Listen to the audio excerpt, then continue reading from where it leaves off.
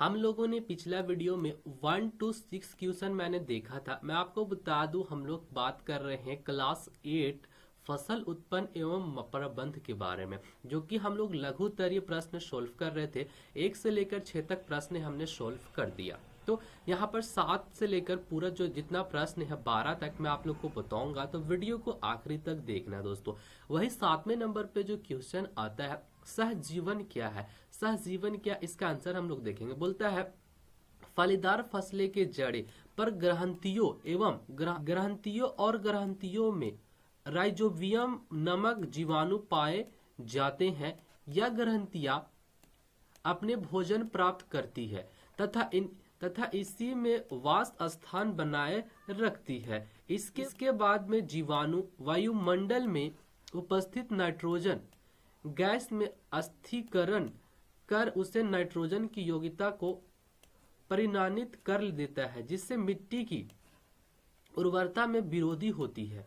इस प्रकार ग्रंथि की राइजोबियम के बीच पाई जाने वाली लाभदायक साझेदारी को सहजीवन कहलाता है। तो ये हमारा 7वां क्वेश्चन का प्रश्न। आप लोग यहाँ पर 7वां प्रश्न का उत्तर आप लोग देख पा रहे हो। वही हम लोग 8वां क्वेश्चन की ओर आते। बोलता है फसलों के लिए सिंचाई क्यों आवश्यक है। यानी कि जो हम लोग खेती बाड़ी करते हैं, जो धान वान रोपते हैं, उसमें हम लोग पानी देना यानी सिंचाई मतलब पटाना क्यों आवश्यक है।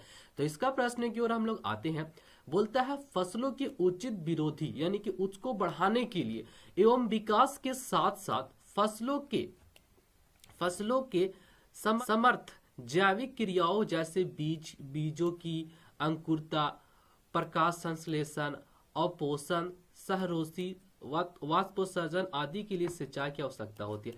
कहने का मतलब है कि कोई भी अगर उसको हम लोग सिंचाई इसलिए करते हैं कि वो बीज उकरे, बढ़े, उसमें हवा जाए। कोई भी चीज को खाने के लिए तो कोई चीज चाहिए ना, तो वही आप लोग समझ सकते हैं। इसका आंसर हो गया। वही 9वां प्रश्न की ओर हम लोग आते हैं दोस्तों। बोलता है सिंचाई के पारंपरिक नियमों को बताइए। सिंचाई का कैसा नियम है उसको हम लोग बता सकते हैं।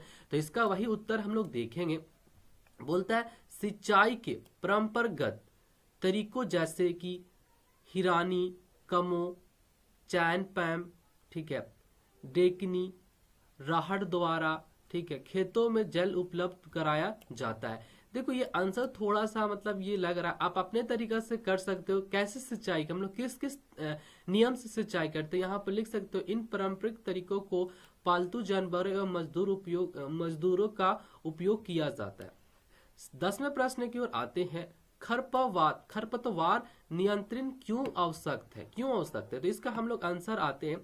खरपतवार वैसे अवांछित पौधों को कहा जाता है जो खेतों में फसलों के साथ साथ स्वाभाविक उग जाते हैं या फसलों को उपलब्ध होने वाले पोषक तत्व, जल, सूर्य का प्रकाश, स्थान आदि में प्रयोग करते हैं, जिसका प्रतिकूल प्रभाव फसलों की वार करना पड़ता है। इसलिए खरपतवार का नियम आवश्यक है, नियंत्रित आवश्यक है। नेक्स्ट नंबर पे अनाजों का भंडारण क्यों आवश्यक है। यानी अनाज के लिए भंडारण क्यों आवश्यक है, भंडार क्यों आवश्यक है, यानी कि फूड जो हम लोग रखते हैं वो क्यों आवश्यक है। तो वही बोलता है जो या अन्य भोजन उत्पादों को भविष्य अनाजी उपभोग के लिए भंडारण आवश्यक है। हमारे देश में अनाजों का भंडारण की व्यवस्था भारतीय खाद्य निगम करता है। देखो क्यों आवश्यक है, क्योंकि देखो जैसे कि हम लोग धान को रोपते हैं, तो धान का अगर रोपने से पहले फिर तो हम लोग धान का बीज लगता है ना उसका, धान के, तो इसी के लिए हम लोग इसको रख देते हैं। जैसे कि गेहूं, तो गेहूं तो हम लोग बेच देते हैं, पर उसको इसलिए इन लोग रखते हैं क्योंकि आगे जो अगला मौसम है उसको हम लोग उपयोग कर सके बुनने के लिए। समझ सकते हो। 12वां क्वेश्चन की ओर चलते हैं। बोलता है पशुओं से प्राप्त होने वाली भोजन पदार्थ के नाम लिखे। यानी कि पशुओं मतलब माल जाल से जो हम लोग का भोजन प्राप्त होता है, जो हम लोग खाते हैं, जैसे कि आप लोग समझ सकते हैं पौधों की तरह हमें विभिन्न प्रकार के खाद्य प्राप्त करती है। जैसे कि आप लोग समझ सकते हो गाय हमें दूध देती है, यानी जानवर हमें दूध देती है, तब हम लोग पीते हैं, यानी कि हम लोग खाना खाते हैं। मीट हो गया, मीट भी हम लोग खाते हैं, जो यानी मांस हो गया। अंडा, मुर्गी अंडा देता है, मुर्गी भी एक पशु है, तो अंडा हम लोग खाते हैं। यहाँ पे शहद हो गया, जैसे कि मधुमक्खी है तो शहद देता है। ऐसे काफी प्रश्न हम लोग यहाँ पर देख सकते हैं, जो कि आप लोग यहाँ पर जैसे में काफी एग्जाम्पल आप लोग समझ सकते हो। तो ये था 6 से लेकर 12 तक लघु उत्तरीय प्रश्न, जो कि हम लोग क्लास 8 का चैप्टर नंबर 1 फसल उत्पादन एवं प्रबंध का हम लोग सॉल्व किए। सो कैसा लगा आज का न्यू वीडियो आप लोग नीचे कमेंट में जरूर बताना। बाकी हमारे चैनल पे इस तरह का न्यू वीडियो आने वाला है, तो चैनल को भी सब्सक्राइब करके रख लेना दोस्तों।